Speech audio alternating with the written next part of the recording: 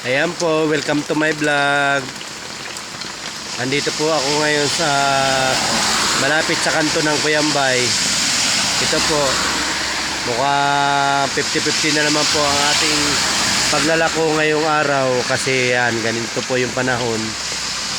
Alam niyo po pagka ganito ang panahon mga lods, posibleng hindi tayo makaubos kasi yung mga customer po natin kahit gusto bumili ng isda, hindi po natin mapilit kasi maulan nga po. Yan. Ganito po yung sitwasyon natin mga lods.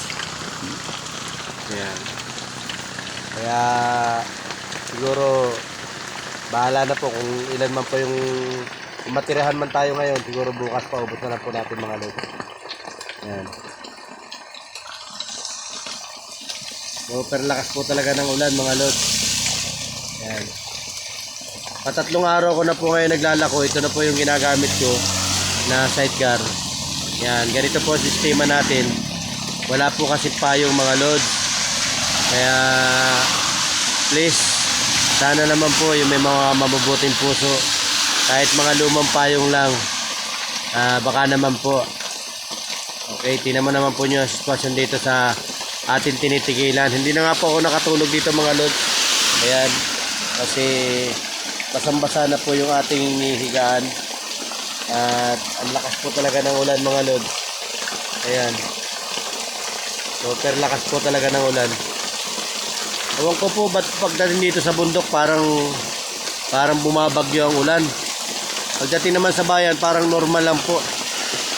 Yan po yung dahil ganyan po kalakas ang ulan dito mga lods. Ayan.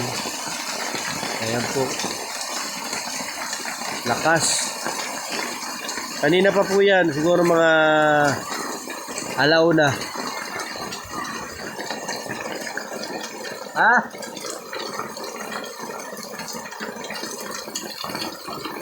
Tinatawag ako ni ate. Sumilong daw ako sa bahay nila. Hindi, okay na ako dito. Hindi man ako nababasa. Kapatila lang ako. Kaya maya siguro maglalako na rin ako. Yan. Kaya shoutout po sa nakapanood po ng ating live. Pakishare na lang po ng star, pakipalo na lang po yung page natin. Kahit po maulang ganito, tayo po ay naghahanap buhay kahit napakahirap maghanap buhay pag maulan.